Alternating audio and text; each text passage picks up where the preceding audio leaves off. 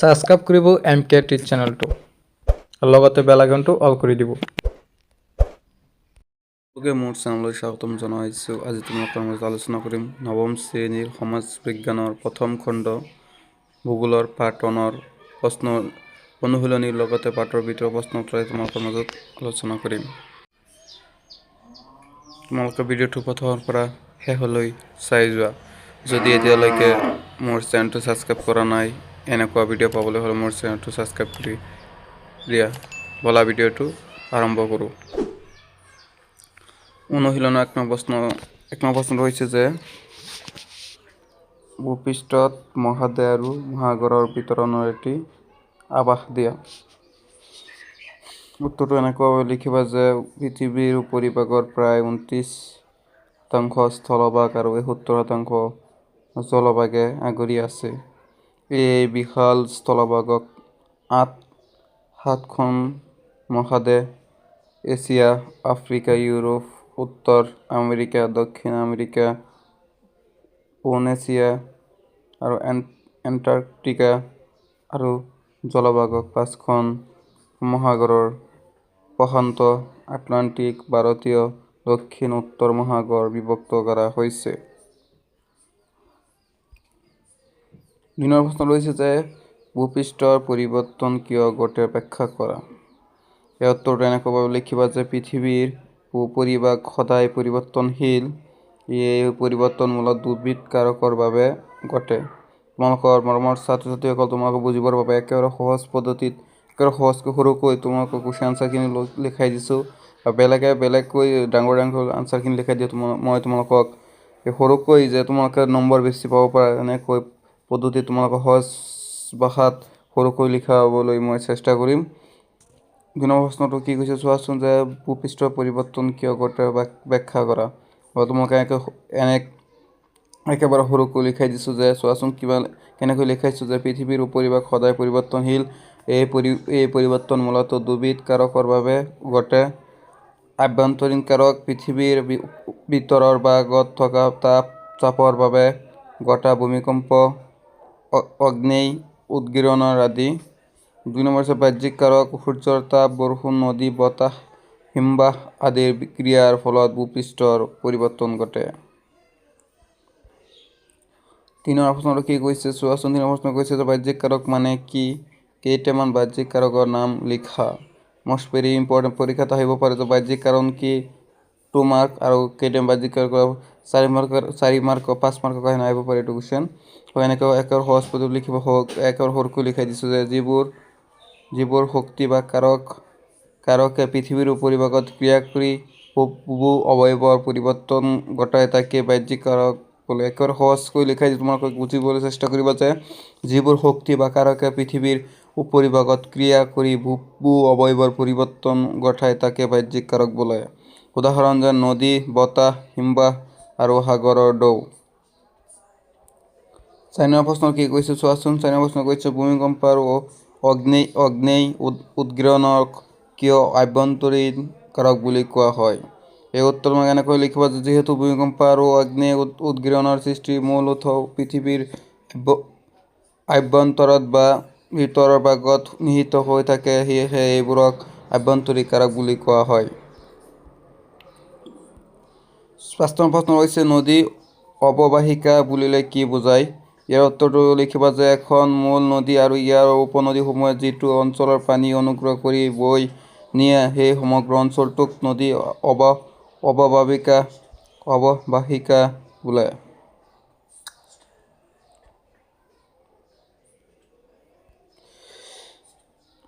6 number প্ৰশ্ন কি হৈছে উপনদী কি। ব্ৰহ্মপুত্ৰৰ 2খন প্ৰধান উপনদীৰ নাম লিখা। তোমালোক মষ্ট ভেৰি ইম্পৰ্টেণ্ট এনেকুৱা টাইপৰ তোমালোকৰ ডাইৰেক্ট ফাইনেল এক্সামত দি দিব যে উপনদী কি, ব্ৰহ্মপুত্ৰৰ 2খন প্ৰধান উপনদীৰ নাম লিখা।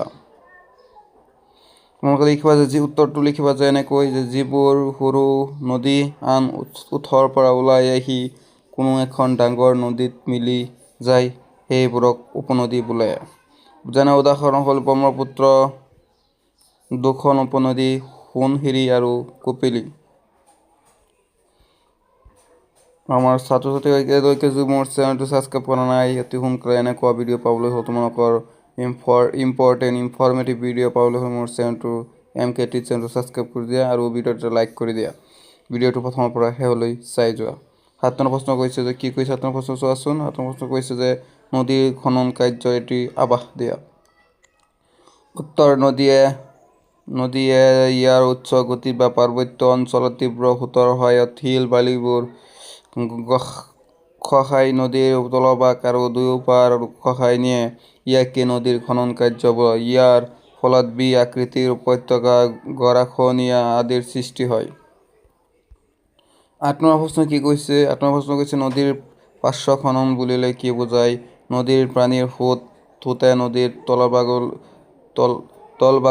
তলভাগতকৈ দুয়োপাৰ মাটি অধিক পৰিমাণে খহাই নিয়া প্ৰক্ৰিয়াটোক পাৰ্শ্ব খনন বোলে। বিশেষকৈ সমতল অঞ্চলত নদীৰ সোঁত কম হ'লে পাৰ্শ্ব খনন বেছি হয়। 9 নম্বৰ প্ৰশ্ন কি কৈছে চোৱাচোন। 9 নম্বৰ প্ৰশ্ন কৈছে মষ্ট ইম্পৰ্টেণ্ট এইটো অশ্বক্ষুৰা হ্ৰদ কি? চিত্ৰৰ সহায়ত ইয়াৰ সৃষ্টি কেনেকৈ হয় বুজোৱা। উত্তৰ লিখ নদীয়ে সমতল ভূমিত অতিশয় বেঁকা পথেৰে গতি কৰোঁতে কেতিয়াবা নদীৰ দুটা পাকৰ মাজৰ অংশটো খহনীয়াৰ ফলত লগ লাগি যায়। তেতিয়া নদীয়ে বাঁকটো এৰি পোনাই গতি কৰে আৰু এৰি যোৱা বাঁকটোত এটা হ্ৰদৰ দৰে থাকি যায়। এই দেখিবলৈ খুৰাৰ দৰে বাবে ইয়াক অশ্বক্ষুৰা হ্ৰদ বুলি কোৱা হয়। 10 নম্বৰ প্ৰশ্ন কি কৈছে 10 নম্বৰ প্ৰশ্ন প্লাৱন ভূমি কি? ইয়াৰ সৃষ্টি কেনেকৈ হয় লিখা। উত্তৰ লিখিবা যে নদীৰ পানী বাঢ়ি আহি যেতিয়া দুয়োপাৰ উপচাই পেলায় তেতিয়াই নদীয়ে কঢ়িয়াই অনা পলস, বালি আদি পাৰৰ দ অঞ্চলবোৰত জমা হয়। এইদৰে কালক্ৰমত নদীৰ দুয়োপাৰৰ এই সমতল ভূখণ্ডৰ সৃষ্টি হয়। তাকে প্লাৱন ভূমি বোলে। 11 নম্বৰ প্ৰশ্ন কৈছে নদীৰ গতিপথৰ ক'ত কেনেকৈ বালিচৰৰ সৃষ্টি হয় লিখা। উত্তৰ লিখ নদীৰ পানীৰ সোঁত কমি গ'লে এই কঢ়িয়াই অনা বালি আৰু পলসবোৰ নদীৰ বুকুতে জমা হ'বলৈ ধৰে। বিশেষকৈ সমতল অঞ্চলত নদীৰ গতিপথ যি ঠাই বহল হয় বা নদীৰ ঢাল কমি যায় তেনে ঠাইত বালি জমা হৈ বালিচৰৰ সৃষ্টি হয়। 12 নম্বৰ প্ৰশ্ন কি কৈছে ব-দ্বীপৰ সৃষ্টি কেনেকৈ হয় লিখা। উত্তৰ লিখিব যে নদীয়ে সাগৰ বা হ্ৰদত পৰাৰ আগত ইয়াৰ গতিপথত বুট্টি পানীৰ বেগ একেবাৰে কমি যায়। ফলত নদীয়ে কঢ়িয়াই অনা ক্ষেত্ৰবোৰ শিল, পলস আদি মোহনা অঞ্চলত ত্ৰিভুজ আকৃতিৰ দৰে জমা হয়। এই অৱয়ব দেখিবলৈ গ্ৰীক বৰ্ণ বা ভি, ডেল্টাৰ দৰে হোৱাৰ বাবে ইয়াক ব-দ্বীপ বোলে।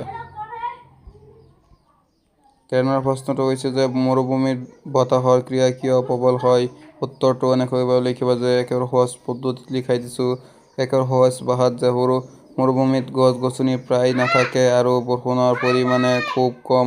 গছ-গছনি নথকাৰ বাবে বতাহ বাধা নোপোৱাকৈ তীব্ৰ বেগেৰে বলিব পাৰে।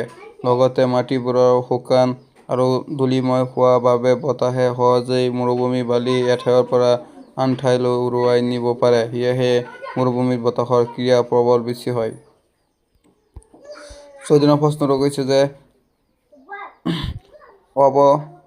অৱনমন বুলিলে কি বুজায়? ইয়াত মৰুভূমিত তীব্ৰ বতাহে কোনো এটা অঞ্চলৰ বালি উৰুৱাই নিয়াৰ ফলত সেই ঠাইখিনিত যি গাঁত বা অঞ্চল সৃষ্টি হয় তাকে অৱনমন বুলি কোৱা হয়।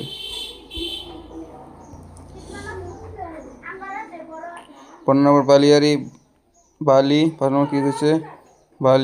বালিয়াড়িৰ সৃষ্টি কেনেকৈ হয়? উত্তৰ লিখিবা যে বতাহে উৰুৱাই নিয়া বালিবোৰ মৰুভূমিৰ কোনো ঠাইত গছ-গছনি বা পাহাৰক বাধাগ্ৰস্ত হ'লে সেই ঠাইৰ সৈতে জমা হৈ বালিৰ পাহাৰ সদৃশ ভূ-অৱয়বৰ সৃষ্টি কৰে। তাকে বালিয়াড়ি বোলে।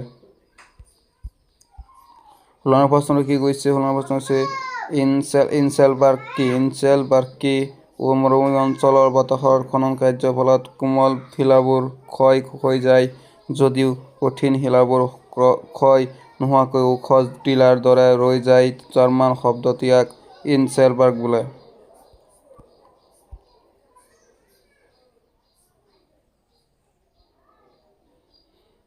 উত্তৰ নম্বৰ প্ৰশ্ন হৈছে যে হিমবাহৰ সংজ্ঞা দিয়া আৰু নদীৰ লগত ইয়াৰ পাৰ্থক্য লিখা।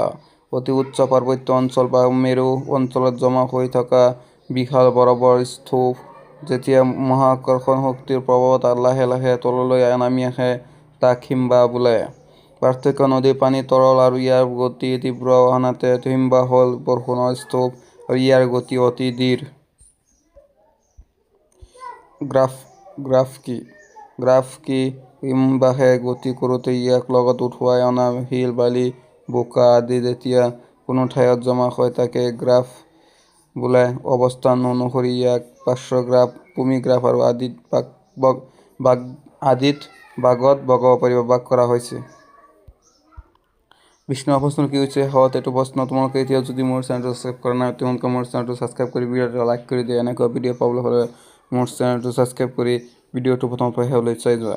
২০ নম্বৰ প্ৰশ্নটো কৈছে একেবাৰে শেষৰ প্ৰশ্নটো কমন, উপকূল কাক বোলে? ইয়াৰ উত্তৰ লিখোৱা। সাগৰ বা মহাসাগৰৰ পাৰ, সাগৰ বা মহাসাগৰৰ পাৰ বা সীমাৱৰ্তী স্থলভাগক উপকূল বোলে। একেবাৰে তোমালোকে সহজভাৱে লিখাই দিছোঁ বুজিবলৈ যে উপকূল কাক বোলে। ১ মাৰ্কৰ কেনেকৈ আহিব পাৰে যে সাগৰ বা মহাসাগৰৰ পাৰ বা সীমাৱৰ্তী স্থলভাগক উপকূল বোলে।